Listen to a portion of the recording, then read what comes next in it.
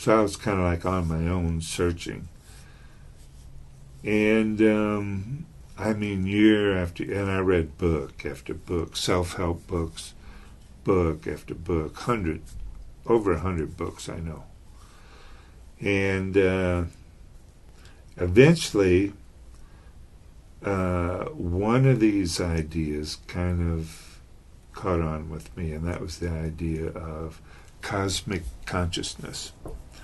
In other words, cosmic consciousness I had come to understand was the highest knowledge. Perhaps that would tell me the meaning of life. Perhaps I would come to understand what it was all about if I could experience this cosmic consciousness. And I read a book by Richard Buckey entitled Cosmic Consciousness, I believe it was. And this sensitivity group that I went down to in St. Mary, Kentucky, talked about levels of consciousness. The most basic level of consciousness, for example, is security. You know, a person has to be secure. If nothing else, that's the first thing they, have to think about, be conscious of, is their own security. And then sense, it's like the senses, satisfaction of the senses. And then if you can get up above that level of consciousness, then you have power consciousness, and then you have the love consciousness, and then higher on, cornucopia, a level of consciousness where you see the world as supplying all your needs to abundance. And then finally, cosmic consciousness, which very few people have experienced. Even they even taught that. They even taught that, if you can get to cornucopia, you got it made. But of course, I wanted to experience cosmic consciousness, which is basically the experience of oneness with all things, oneness with the universe. All is one thing.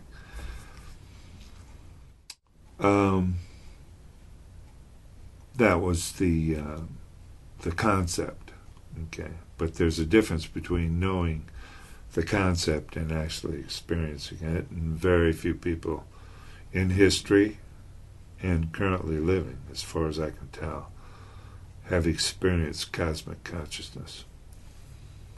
There's only 2 people I've ever met that I suspect may have experienced it. And one, I'm not sure, he might have just been taught to think that way and speak that way, but might not have had, and I don't believe probably that he did, had a direct experience of it. And then another one acted the role, the same role that a person would act out if he had experienced it. But I don't know his personal history either. He was just a really good guy that I met at a coffee shop, and only met him 3 or 4 times. But he talked about the truth, and his actions kind of confirmed that indeed he might have experienced it or discovered it or whatever. But in 1981, about 6 months prior to that period, I was in the bathroom, and this voice came out so clear, and I don't know where it came from, but it was so clear and so definite, and it said, "You're going to get divorced." That was 6 months prior to my ex-wife's and I's separation. We had a daughter in 1980, and She was 15 months old at the time, and my wife kind of went on a particularly severe tirade, physically hitting me. And I happened to glance down and see tears in my daughter's eyes, and kind of woke me up to the fact that this was happening, and I decided that I couldn't be a part of that. I couldn't be a part of physical violence between mother and father as my daughter grew up. So I left that night, that same night. That was early October 1981. And so that could have been called part of the curse.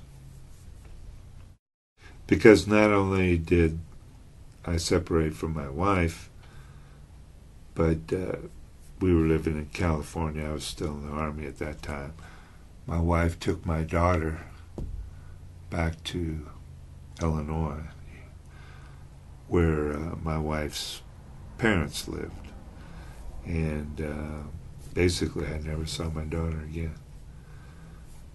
Except one, just a couple of brief times, 3 brief times until 1988, when my ex-wife at that time, petitioned the court to have her new husband adopt my daughter, for which they needed my consent, and I wouldn't consent to the adoption. So they took me to court and basically spent a day in court of assassinating my character. Some of it was justified. I hadn't been an angel over the years. But, and the judge declared that I was an unfit parent and that the adoption could go through. And the paperwork said once it did go through and I was declared unfit, the paperwork said that, okay, now it's just as if my daughter had been born to this man and not to me.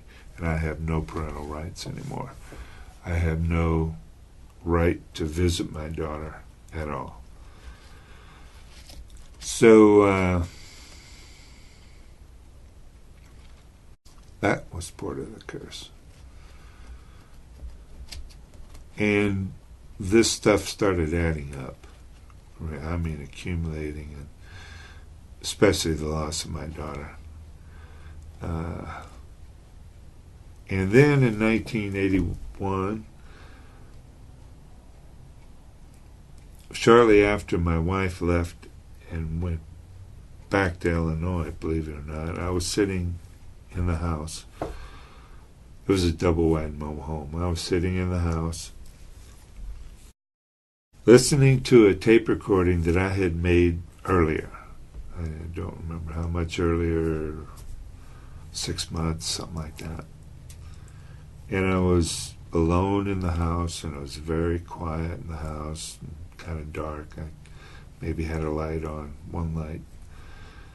And I was listening to that, to my own voice coming through the speakers,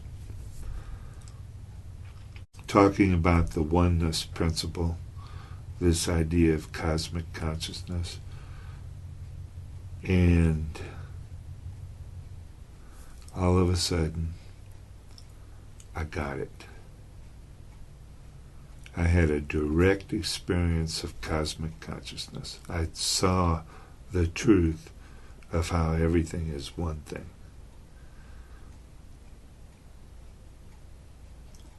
Now, I can't explain it more than that. I've tried and tried and tried over the years to explain it to the point to where someone else could get it. But it's I've never come up with a good explanation of it.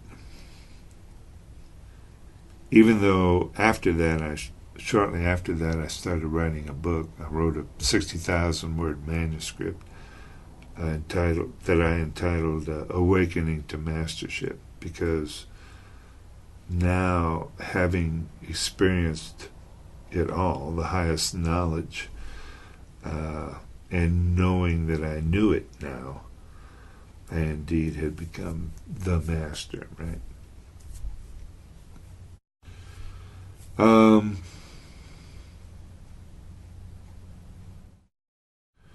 There was another part to this. Then shortly thereafter, in 1982, I got out of the Army.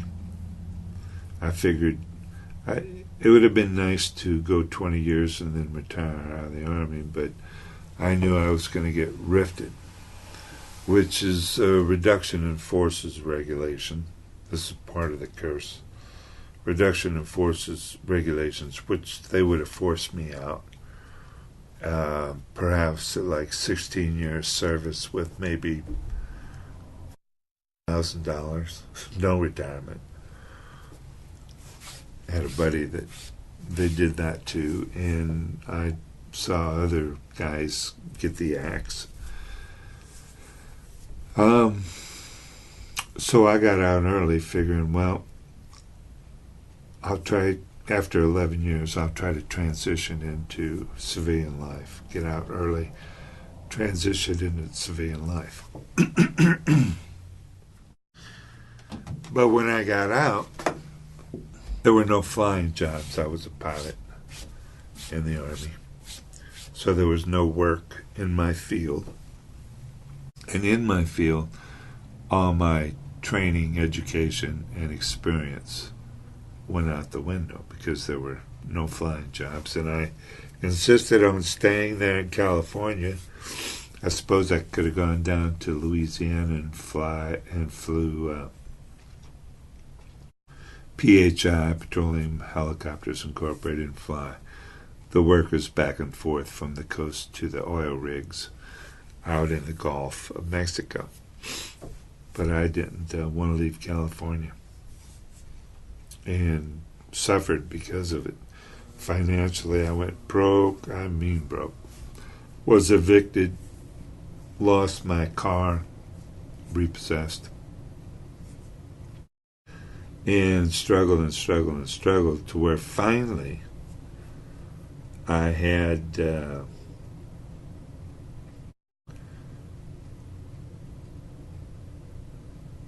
what was it, $1 left to my name.